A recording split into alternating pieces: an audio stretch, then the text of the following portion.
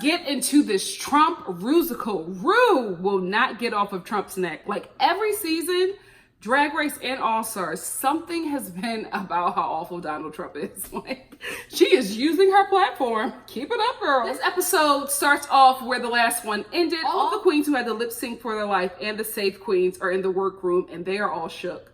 Like, they can't believe that Ru had all of them lip syncing for their lives. Like, they couldn't believe it. And the queens who were safe were just like, oh my goodness, the game has been changed. Because everybody now has thought up until this point that it was always two people. Now that there's this risk that it could be any number of people that Rupaul wants, everybody is scared, right?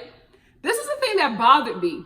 More than 3 queens was just like, now this has made me realize that I really have to step it up. Are you kidding me? It took a 6-way lip sync for your life for you to realize that you have to put your all into this competition? What in the soju is happening here? Like, you all have been auditioning for years to get on this show. This is a huge opportunity, and you're just giving your most mediocre. Now you're going to give your best. Episode 4, you're going to give your best. Really? That was disappointing to hear. That it took something like that for them to really figure out that this was serious. And you know what? It's sad, but it shows. It shows in a lot of queens that this is, I guess, maybe the excitement of being here and just having fun at this moment and hooking up with other queens. We will get into that later. Maybe that 6-way lip sync for your life has now shook some sense into them where they're just like, this is no longer just oohing and eyeing at this drag queen Disneyland. You really gotta compete. Maybe that's what they're saying, but I was just disappointed that it took that for them to realize that this was serious and they gotta really give their best. You should have been giving your best from the moment you walked into that workroom. Don't hold looks, don't hold back talents, give it all, because you never know when it's going to be your time to go. So we have the Rachel Maddow mini challenge, and the only thing this challenge confirmed for me was that a lot of the queens can't read. Okay? No, I'm joking. Like, reading a teleprompter is hard. I would stumble on something like that. It's not easy because you have to find a rhythm with your reading and digesting of the word and how the producer who is controlling the prompter pushes up the words to you. So it's really hard to do in one take, but Scarlet Envy and Brooklyn Heights, in my opinion, did a really good job. I actually thought from the footage that we received that it was going to be Brooklyn Heights who would win, but it actually was Scarlet Envy. I wasn't mad at that, but I just thought that Brooklyn Heights, in my opinion, did a much better Rachel Maddow impersonation. I felt like Scarlet Envy was giving me Nancy Grace in the black wig. So anyway, we have the Maxi Challenge, which is the Trump Rusical, and poor Mercedes. Poor Mercedes. So because Scarlet Envy won the mini challenge, she was giving the advantage of casting the Trump Rusical, right? So Mercedes is just like, well, I would like the lead in this show because this Rusical, because I just really want to challenge myself and show Ru what I can do. And everybody was like, no, girl. Everybody told her no. And then Scarlett was just like, no, that's not for you. And gave the part that she wanted to somebody else right in front of her face. And I was like, oh, poor Mercedes. But it was the right choice. Mercedes just was not there to take on the lead, sis. But then again, we don't know what she was capable of doing. But I get why Scarlett casted the show the way she did. And I think she did a great job. Great job casting the show. So let's talk about the casting for a second and these little shady reads. So I guess Raja still got some little, underhanded beef with Evie because Evie gets cast as Kellyanne Conway. And then Raja said, well, Evie looks like the Crypt Keeper. So I'm not shocked that she was given the role of Kellyanne Conway. Okay, Raja, you practiced. You've been practicing your reads. And then let's talk about Silky, who was such a baby about this part. How old is Silky? It's either the fact that it's either that Silky is really young or she's the baby of her family or the only child. Because when Silky does not get her way, she goes into these adult temper tantrums that is not cute at all. Because she wanted a different role and they cast her as Oprah. And I'm like, Silky, who else was going to be Oprah? Like, sis, come on. Silky's like, oh, it's only 60 seconds of a character and I wanted to have a bigger part, but they're going to give me this small character. Sis, Sis, you better thank God for the blessings that he's sending your way because it's worked out in your favor, you little brat. So now let's move on to the rehearsal. So Giannis, who is like famous for like a lot of his YouTube videos. Anyway, he is creating choreography for the Rusical. So Raja, sis, you should have just sat there and ate your food. Raja tells Giannis, oh, you know, I'm trained in dancing. I've been training my whole life. I can do ballet, I can do tap, I can do modern, I can do jazz. She said all of these things that she can do. And then Brooklyn Heights, who is a professionally trained ballet dancer, she's like, oh, I used to do ballet for such and such a time. And Giannis is just like, okay, well, show me something. And Brooklyn does, you know, pas de bourrée and all that stuff. I forget the words, but you know, musical theater, I know what I'm talking about. So she gave the moves or whatever, and Roger was like, oh, I was show and tell, like giving shade to that. And I'm telling you, the whole time that we were focusing on Raja, I was just like, watch Raja be trash. Because she kept on talking about it, but we never saw it. You know what I mean? At least Brooklyn Heights had actual like receipts. Like we saw multiple pictures of Brooklyn Heights and her professional like ballet pictures, but nothing of Raja. And she's talking about she has all this dance training. So while Giannis is giving each queen choreography, he's giving the most difficult stuff to the people who spoke up and said that they were dancers. Raja can't do nothing. Not a thing. Everything that Giannis gives her, she's struggling or whatever. So Giannis was just like, why did you tell me that you could dance? Because now I'm critiquing you harder and I'm giving you stuff that I'm thinking that you can do because you told me you've been dancing your whole life. And here go Raja. Oh, that was 15 years ago.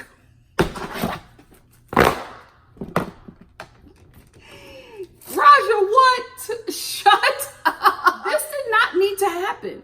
But Raja just had to open her mouth. And she was saying it since day one on this show that she's this great dancer or whatever. And then we see what she got. And it's absolutely nothing. But she can do a killer James Brown. We'll get to that later. And let's stop here for a second and just let me gush over my favorite drag queen this season, Evie. Evie is just such a good drag queen. I'm telling you, once she gets a bigger budget, it's over for all you queens. Over. So she's doing a choreography. She's just like, well, listen, can I do this a little differently because I have a disease.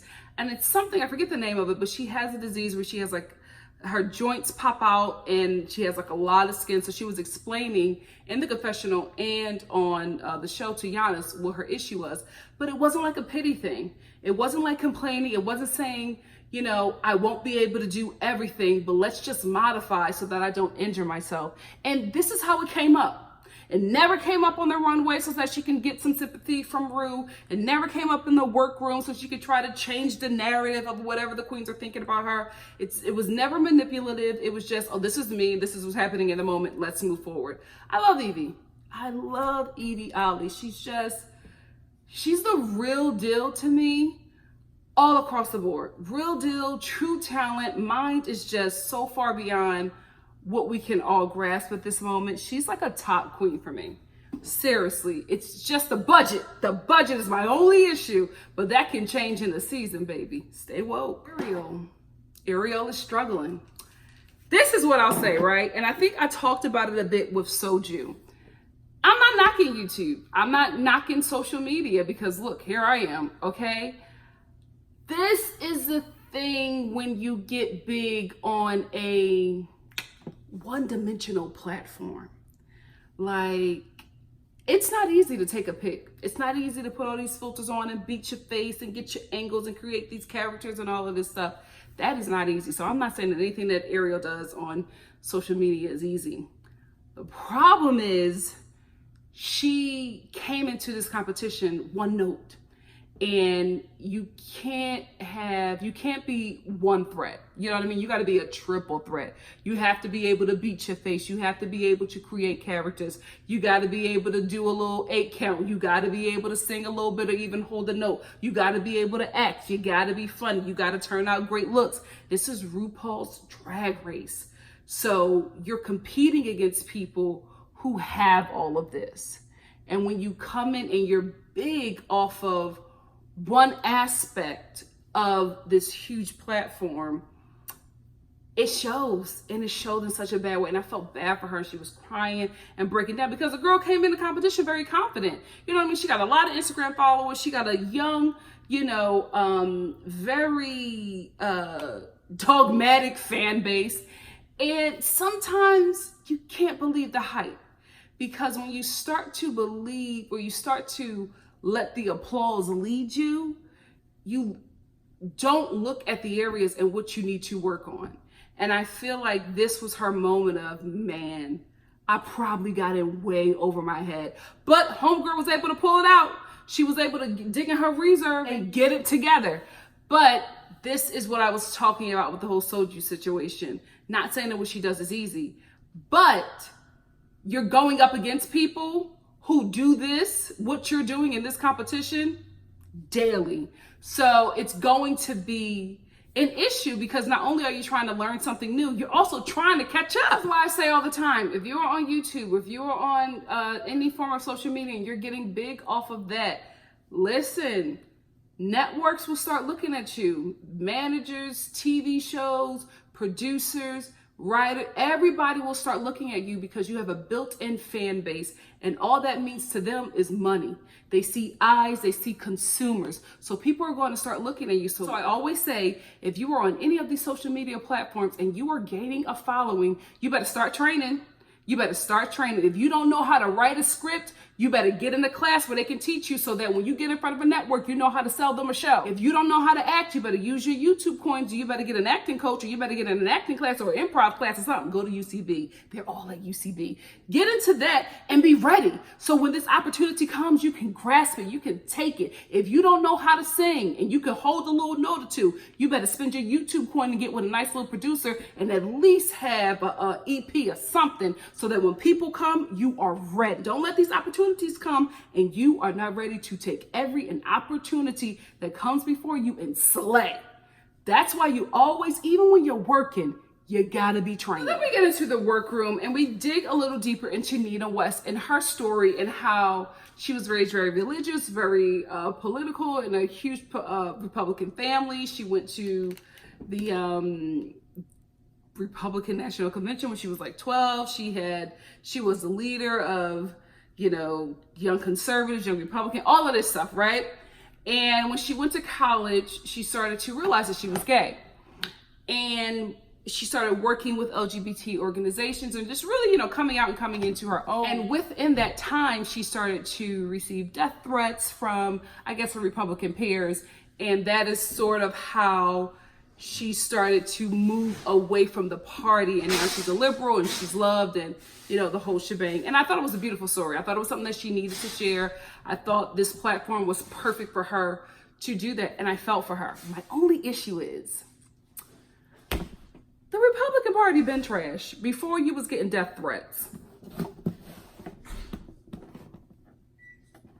That's all it took. You know what I'm saying? It was a heartfelt story and it got to me, right? But after I thought about it, I was just like, so everything else they were saying was okay before it affected you personally? You were young, you grew, I'm gonna let it go. But I just had to be honest, in that moment, I was just like, they've been saying problematic stuff for decades. You know what I mean? They've been treating women like garbage. You had a problem. I'm gonna let it go, but I had to tell my truth. So let's get into the Trump Rusical. For me, the best performances were Sugarcane. I think Sugarcane did a really good job. Nina West also slayed. Can you believe it? The one who complained the most killed it. Silky did an amazing job. When she came out as Oprah, I was just jaw dropped, laughing, screaming at the TV like, get it, Silky. And her little 60 seconds that she complained about was the best 60 seconds of this entire Rusical. She did a great job. I was very proud of her. Oh, and Brooklyn Heights did a really good job. And Ginger Minge, that was so cute. When we finally saw the little moniker said it was Ginger Minge, I was like, oh my gosh, Ginger. And also, let's talk about Vanjie. Vanjie, I love Vanjie, but This was Vanjie in a dark wig. This was not Rosie O'Donnell at all. Like, I didn't see it. And she just kept on holding the jacket. I was just like, is this what Miss Vanjie thinks that lesbians do? Like, they hold their jacket. I don't know. I don't know if Giannis told her to do it, but she would not let that jacket go. Even when she did that dip. She did like a somersault in the dip, and she was still holding on to that jacket for dear life. Now let's get to the runway. Run, run, run, runway. Orange alert. I like this. This is cute. I think that everybody did really well. This was one runway where I think that everybody had a really well put together garment. Even though some of them were bodysuits, I think that this was an area that people were able to get a lot of stuff for. So Ru's look on the runway, she's back to her favorite silhouette. So I wasn't a fan of that, but I like the dress and I love the colors. Those colors always look good on her because the colors of the dress, when it's that like pastel unicorn color, Raven is really able to do a really great eye on her. Her makeup always looks good when she's working with these like unicorn pastel colors. The only thing I didn't like was the wig. It was a little greasy to me, but the look overall was really cute. First person down on runway, Evie Oddly, love her, love her. This whole look, I loved it. I got exactly who she was or what her theme. I loved it. I loved everything about it. I didn't mind the execution this time. I was here for it. I was here for it. Plastique, pretty. Phoenix Rising. Phoenix Rising. Those opaque tights. They're bedazzled and they're back, unfortunately. Raja. This is the best she's ever looked. This is the best she's ever looked. And boy, oh boy, did she need it. She needed to pull this kind of look off because she looked great. She really looked great. And although she didn't do great in the Rusical, this look, whoo, sis, didn't know you had it in you. Keep it up. I love those orange pleather chaps. It just really looked, because a lot of times Raja's looks, they look very pedestrian. But this look was very elevated. And I was here for it. Even a little pussycat wig, I was here for it. Nina West, I got the reference. I thought it was cute. It was a little costumey, but you know, her performance outweighed this look for me, so I was fine with it. Scarlet Envy, I really, really like this look on her. My only issue is that for some reason I was left wanting more. I don't know what, but I felt like there was something that was missing from this outfit. But I still loved it. Harriet Davenport, the ratchet queen of this season. It was because we saw so many elevated looks before her. It's just Red Ratchet. Red Ratchet, and it was definitely Nicki Minaj, but I don't think it was a chop. I think she sold it in a way where it was just like, okay, we can work with this. Ariel Versace, face is beautiful. I'm telling you, I think is she a makeup artist? Because she does really, really great makeup. My problem is her silhouette. It doesn't change. It doesn't evolve. It's Bratz style every runway. Every runway, she's a Bratz style with a little bit of the theme for the runway. And I just feel like I've seen this wig and this beautiful makeup every runway. And I'm tired of it. And I kind of feel like maybe she doesn't have anything else to show. Maybe this is it because this is what she does and she does well. Why do anything else when I'm eating off of this? You know what I mean? I'm hoping this isn't it for her. Like this isn't the height of what she can do in drag. I'm hoping there's more, but I don't know because she keeps on sending the same look, the same silhouette down the runway. Mercedes, another bodysuit. That headdress, beautiful. I wanted that. That was the best thing on the outfit. And I don't know if that's a good thing. Vanjie, absolutely gorgeous. Just like Ariel Versace, but she changes it up a bit. But I feel like we keep on seeing the jeweled titties and this glitter. This Michael's glitter. This glitter seems really rough. Like I feel like it cuts her when she puts it on. It's enough. It's enough. Like it's too thick. It just reads tacky. If you're going to do the body glitter, then you need to do like a light dust biodegradable glitter. Because it works better for our skin. It's safer for the environment, but it just looks better. It looks like a nice little glisten. And the cameras and the light will pick that up, but this rough, hard craft Michael's glitter, no. Brooklyn Heights, the winner of this season. These queens better watch her. She looked amazing. She looked amazing, but I'm getting buff detox from her. You know what I mean? Like, especially when she pushes that hair back, I'm getting detox. And that's not a bad thing, but I want to see, I still yet do not know who Brooklyn is as a drag queen. Like, I don't know that yet. I know she can pull out a look. I just don't know who she is. Sugarcane, this was smart. This was really, really smart. I don't know, did she know it was going to be a Trump Rusical? I don't know, or maybe she had a different theme, and when she found out it was going to be the Trump Rusical, this is what she went with. Either way, it was a smart move. Talk about judging. Listen, when they called Vanjie a lesbian fly girl, she was so rough. I was like, how in the hell do you picture Rosie O'Donnell? It was, who, Vanjie, see, she's naturally funny. Like, she totally bombed this challenge, but I'm still laughing.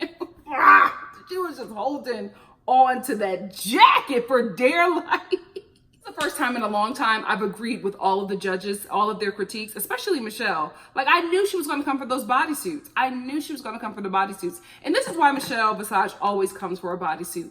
Even when it looks good, it's a cop-out. It's a cop-out. And I think for a lot of the queens, it's a reasonable choice because a lot of them don't have the money. So a bodysuit is cheaper and easier to make on your own or pay somebody to do over buying or creating a full-blown gown.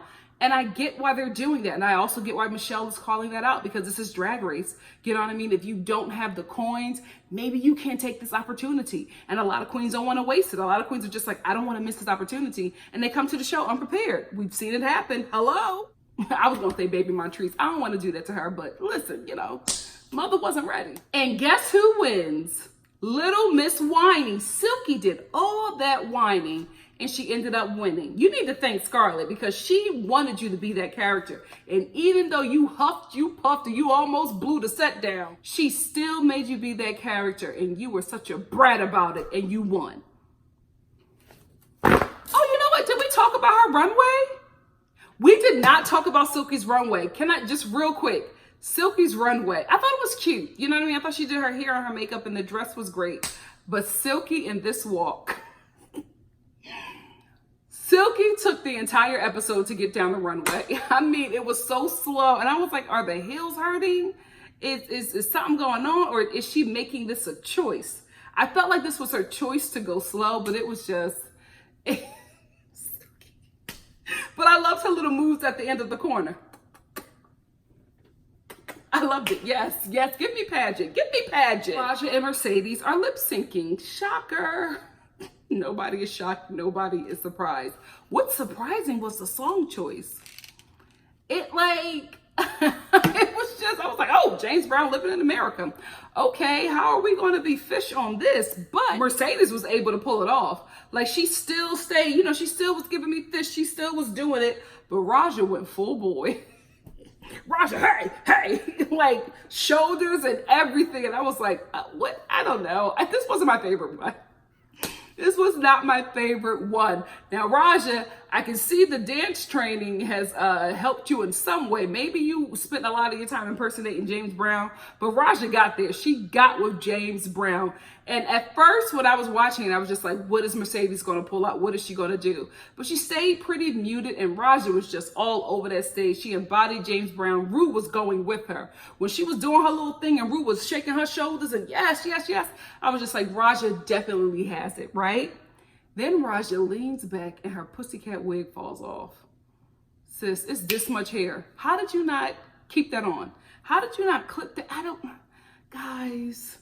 Season 11, how do you not know that you have to keep your wig attached to your head no matter what? Did you not see what Monique Hart went through on All Stars and on her season?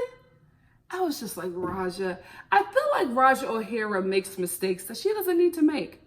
She doesn't need to make, and she still makes them. But anyway, Mercedes ends up going home and Raja stays.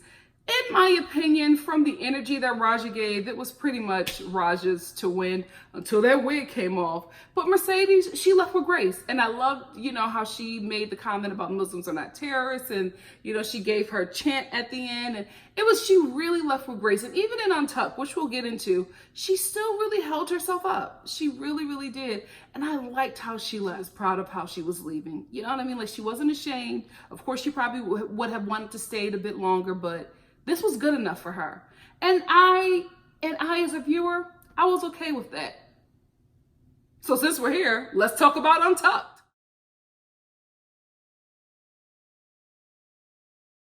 Now, Nina, sis, I love you and I think you are extremely talented, but how did you think that you were going to win this challenge over Silky or Brooklyn? How?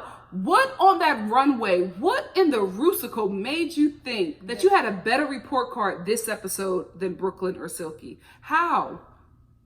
Were you on stage? Did you see how Ru responded to Silky as Oprah? Ru almost jumped out of her wig when Silky came on and was like, hello.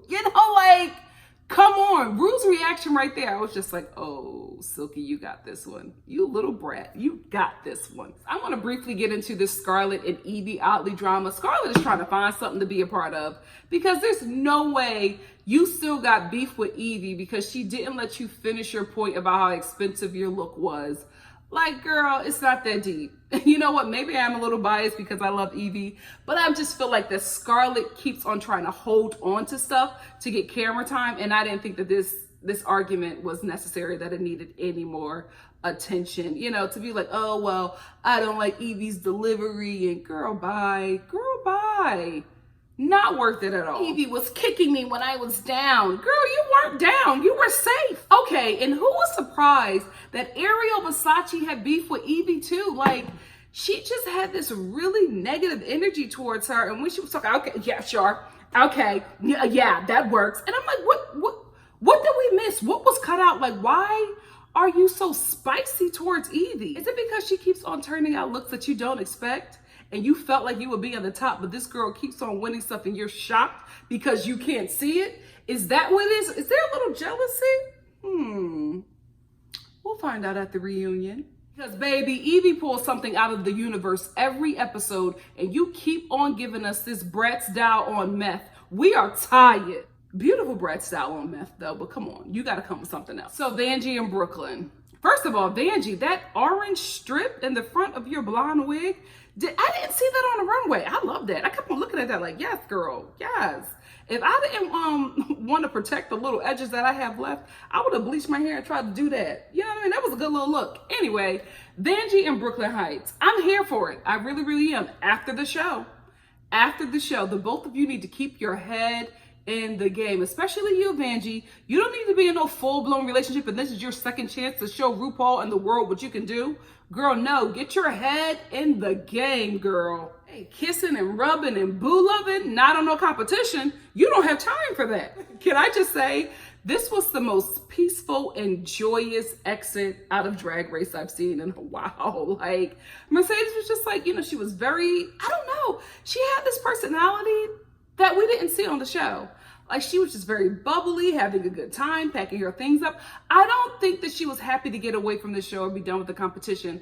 I feel like she came to do what she needed to do. And she was satisfied with the work that she did on the show. And she was okay with leaving at this point. That's all. And I appreciate it. I think she left with a lot of grace. And it was good to see somebody who was leaving the show satisfied with the work they put out. I ain't got no problem with it. Anyway, that's where the episode and Untucked ends. If I can edit this down, I think I'll keep Untucked and the review of episode 4 together. Let me know what you think about this episode in the comments section below. Oh, and before I close out, who are your top 5? My top 5 are, of course, Brooklyn Heights, Vanjie. She's fading for me a bit. So I'll put Evie Oddly in place of Vanjie, or I'll put her farther up for Vanjie. So it's Brooklyn Heights, Evie Oddly, Silky Nutmeg, of course Vanjie, Nina West. Those are my top 5. Who are your top 5? Let me know in the comment section below. And if you like what you see here, please like, comment, subscribe, and share. And I will see you later in the week for the following episode of RuPaul's Drag Race. Thank you guys for, checking in on your girl once again and for just anticipating what I'll put up on this channel. I really appreciate the love and I really appreciate the support. Please like that notification button or select that notification button so you can know when I'm putting up something in the near future. Again, it won't be on the schedule that it was before because mother is booked and busy, but it'll be up on this channel and I'll probably put up stuff in like multiples. So you're definitely going to get these Drag Race reviews all at once. So that's probably how it will happen. So like I said, get your snacks and sit on down and have a good time at NikkiStar TV. Love you much. See you soon. Bye-bye.